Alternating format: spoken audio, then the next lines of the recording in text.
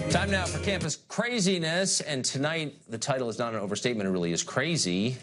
Consider Evergreen State College in Washington and Olympia. Every year the school holds a day in absence. In years past, non-white students symbolically left campus and attended anti-racism events. This year, student activists demanded that all white people leave campus or else.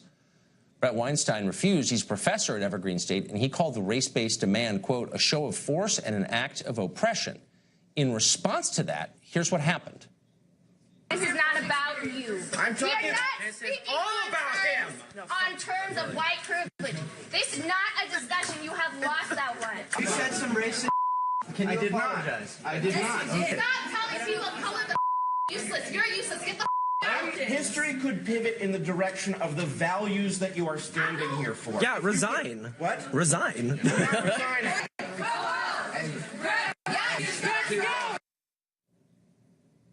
Wow. Professor Brett Weinstein joins us now. Professor, first of all, thank you for coming on.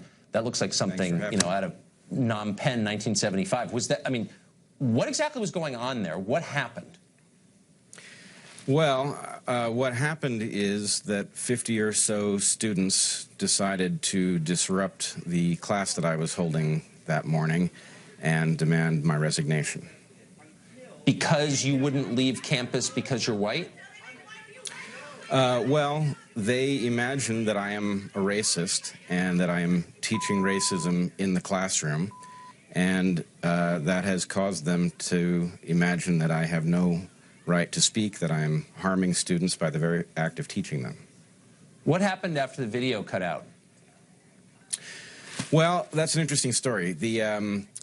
The campus police apparently showed up outside of the classroom. The protesters then blocked their entrance. I did not call the police. Someone else called the police, and they were concerned for my safety. But when they tried to come into the building to make sure that I was okay, the protesters blocked them. And because the issue of policing is so sensitive at the moment, the police had to run around and find another entrance to the building to get inside and check with me.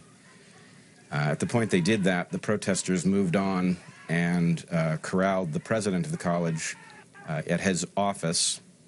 They extracted some demands from him. Among the demands was that there would be a meeting, well, actually, demands is perhaps the wrong word, a concession, that there would be a meeting at 4 o'clock in a large room on top of our library building.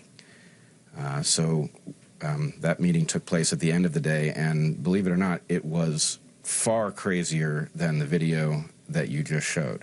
This whole story is so over the top that even though we do a lot of these, it's hard for me to believe it's real. So the core demand is that all people of your skin color leave the campus. Your president is a guy called George Bridges.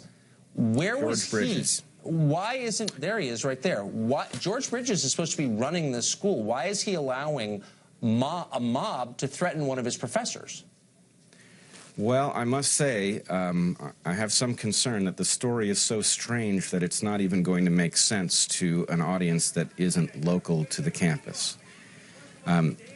Dr. Bridges is allowing this mob to effectively control the campus, and they have been in control since 9:30 on Tuesday morning.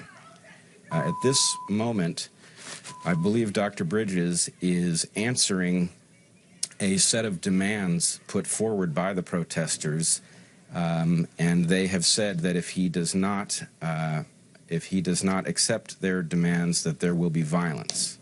I do not know what his response to those demands is going to be, but I know that that's taking place at this hour. He has also told the police to stand down. So although the campus police have a sense of what it is that needs to happen in a circumstance like this, they have been hobbled by the fact that they answer to the college administration, and in fact for several days have been barricaded in the campus police station. Oh my gosh, this is like something out of another country. It's just hard to believe any of this is real. And just our viewers should look this up online, because there are a lot of pieces to the story. It's hard to convey on television, but you had this, I thought, powerful line in your letter, and I assume you're no kind of right-winger. If you teach at Evergreen, I'm sure you're, a Hillary voter, but you had this No, not a Hillary voter. I'm a deeply progressive person, and I must say I'm There you go. I'm troubled by what this implies about the current state of the left. Well, you think? You said people shouldn't be allowed to speak or not on the basis of their skin color, which seems like a foundational belief of the left, and one that I agree with strongly. And for that, they physically threatened you and are trying to get you fired. This is yes, unbelievable.